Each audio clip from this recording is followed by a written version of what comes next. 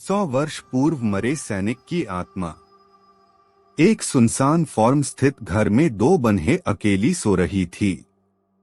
तब एक सैनिक की रूह उनके शयन कक्ष में घुस आई। उसने सोती हुई एक लड़की के मुंह पर चपत लगाकर उन्हें आतंकित कर दिया। 16 वर्षीय शीना डॉनस का विश्वास था कि अपनी बहन को बचाने के लिए उसने प्रेत को कुपित कर दिया है। डॉनस परिवार मूलतः यॉर्कशॉट का रहने वाला था। 46 वर्षीय निकोलस डॉनस के आयन नाम का एक पुत्र और उससे छोटी शीना एवं एमिया दो पुत्रियां थीं। इस परिवार को अत्यंत हर्ष हुआ जब वे गांव के फार्म स्थित नए मकान में आए। अक्टूबर में शीना को लगा कि घर में स्वजन के अतिरिक्त भी एक प्राणी मौजूद रहता है। शीघ्र ही 10 वर्षीय एमिया एवं उसकी मम्मी ऐसा ही महसूस किया। एक दिन एक मेहमान ने उनको बताया कि वह एक ऐसे व्यक्ति से यहाँ मिल चुका है जो फौजी वर्दी में था। यही नहीं, डॉनस परिवार का वफादार कुत्ता भी उस कमरे में नहीं जाता था जिसमें यह घटना घटी थी। एक रात 3 बजे शीना गर्म सांसों के स्पर्श से जाग गई।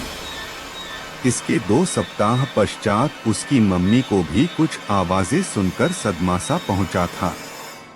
एमिया ने अपने माता पिता को बताया कि वह रोज 3 बजे जाग जाती है और अपने पेट पर अनुभव करती है।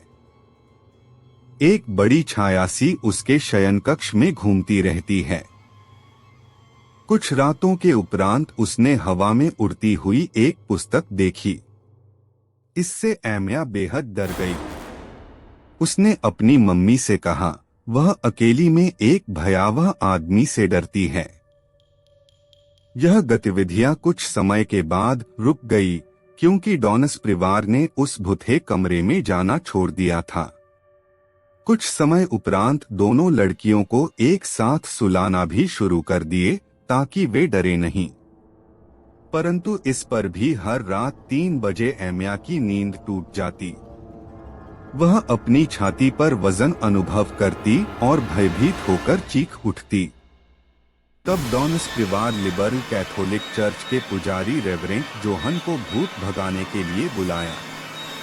पुजारी ने 2 घंटे के विविध कठिन क्रियाकलापों के बाद बताया कि हम ऐसे आदमी की रूह का सामना कर रहे हैं जो लगभग 100 वर्ष पूर्व मरा था। मैं दुस्साध्य प्रयासों से इस रूह को बंदी बना रहा हूँ। झाड़फूंक के बाद फार्म स्थित उस घर का वातावरण सुखद हो गया, जहाँ लड़कियां पुनः गहरी नींद सो सकती थी।